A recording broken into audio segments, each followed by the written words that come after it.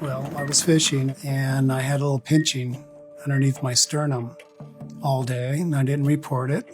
Dale came home. I'm watching NASCAR with him, and as I was sitting there, I hear, I get up and Dale's eyes are rolling back in his head. Next thing I know that she was doing a sternal rub on me.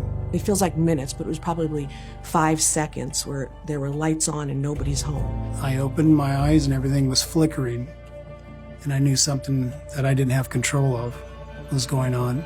I said, "Are you okay?" And I said, "I think I'm dying." I said, "Let's get in the car and go." I pulled up, I walked in, I saw a triage nurse, and I said, "I think my husband's having a heart attack." And from then on, it was like clockwork, great teamwork. They made me feel comfortable. They did a blood draw, which showed that I had a heart attack.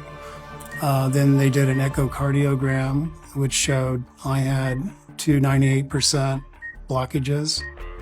With 298% blockages, that patient is lucky to be alive. So when I started here 5 years ago, we were doing diagnostic heart caths, we were doing stress tests and everything up to diagnosing heart problems and blockages. But if it got to the point where you had blockages and you needed a stent, we were having to stop, stabilize the patient, and then send them to another facility. So now we've expanded our cardiovascular services, and now we can continue to care for our patients here at home, and their family members can be here, and we can continue to manage their care. One of the nurses brought it up to me, like he was given an option to go down the hill. We should go somewhere. And I think you just always think higher level care. My husband said no. I'd already made up my mind. This is my family. I felt comfortable here.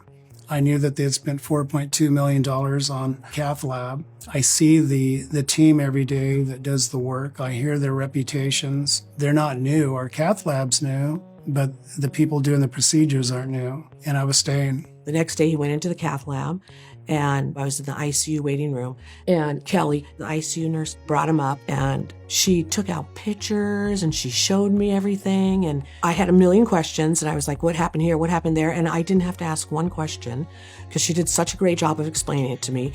And I loved her.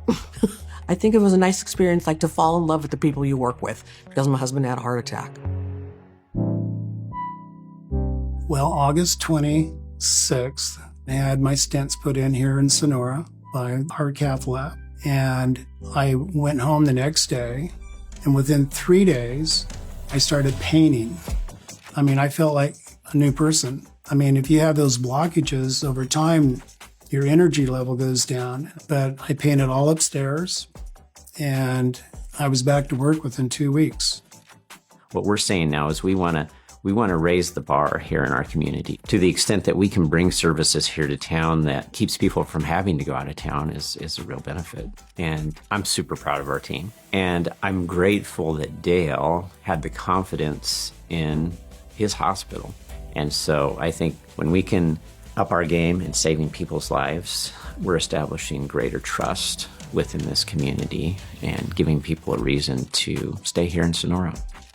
I say good morning to the cath lab team every day because now we have 24-hour coverage. So I make sure they're fed well because I'm in charge of that. I can make sure that they're taken care of on the weekends when they're away from their loved ones. We're on a first name basis because they gave me a little extension on my life, and I appreciate that. I'll never take that for granted.